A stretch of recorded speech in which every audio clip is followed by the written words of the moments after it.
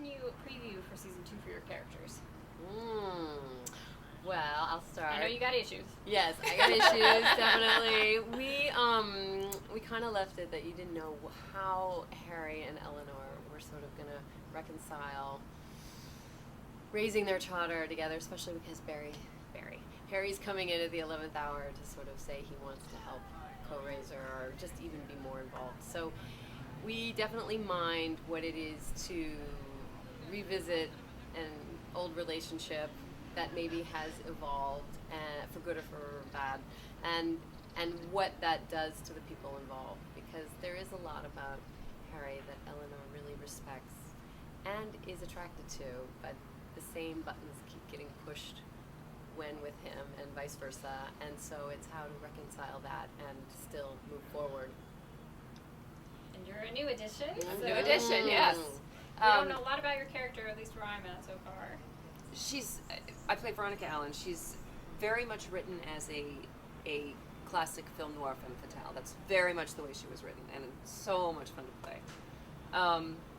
She has a very colorful past. Former stripper, hooker, porn star, married to the porn producer. And her persona is very much created. I mean, she has made this life for herself, and she has transformed herself into this person. And she is kind of a master manipulator with men. And it's a lot of fun. It's a lot of fun to see how she manipulates each different male that she's interacting with. Are her charms going to work on Harry? Well, I can't say that. I don't know. She does get him a little off balance, I think, in the beginning, and it takes him a while to sort of figure out exactly where she's coming from. There definitely seems when we first meet her that, she isn't what she seems necessarily. So is that something where we're going to get to know her a lot better as the season goes on? You are. Yes. Yes. I can't say a lot more about that because I don't want to give anything away. But yeah, she's interesting. She's a lot of fun.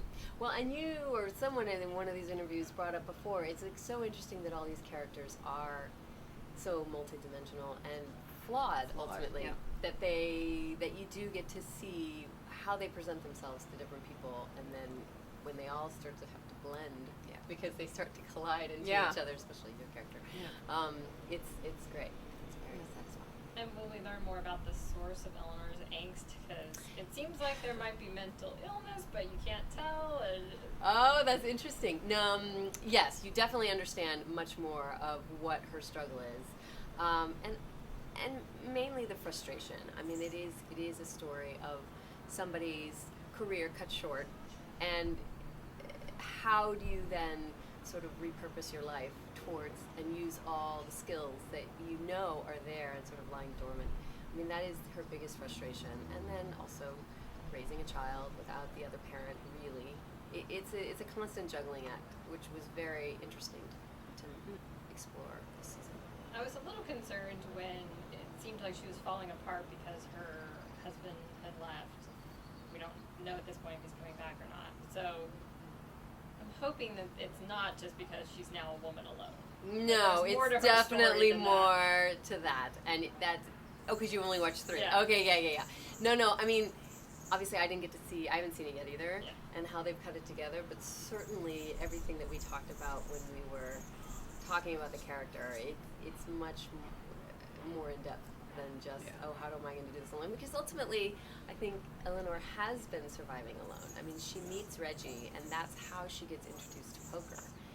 And it gives her a purpose that she didn't really think she had.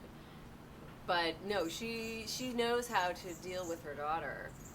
It's just, it all gets complicated when someone like Harry comes in and starts reminding her of her insecurities and starts pushing buttons that were sort of, she kind of thought she'd outgrown. And Jeri, is this the first show that you've worked on where it's, drops all at once? It is. We were talking about that earlier. It's a completely different animal, this is. I mean, it really has changed the industry. And it's cool. I mean, normally, like we said, you wait, a week to see what the next part of the story is. And this, you can put it together, you can watch the whole thing one night if you want to. You can watch it in 2 or 3 nights in chunks. which is the way people seem to want to watch things now. And I remember being on a network show, the whole ratings system has to change because most people don't watch. They wait because they don't want to sit through commercial, and they don't all want to TiVo it and skip a commercial. So they'll wait, and then they'll watch it when they can watch it when they want to on their computer or their iPad or whatever they have. And that's the way people want to watch it. They want to see it when they want to see it and where they want to see it. And this makes it possible to do that. Seems like it might also make it easier in the sense that you don't have to watch the ratings go up and down for an entire season and kind of wait for word on how things are going to go. Then you probably get a lot quicker of a response from Amazon as far as we're good for season 3, you know. Absolutely. I mean, it is interesting. I mean, they pretty much, the way at least Amazon works is that they usually make a pilot and then see what the response is to the pilot. But then they commit to their season, which is great. And I think that's one of the reasons why they just leave it alone and give creative license to the people that are trying to tell their story. Certainly, with each season, though, they are able to get feedback in a way that, I think they're always trying to kind of get feedback. But what's nice when, especially now with the internet, they can get such detailed feedback.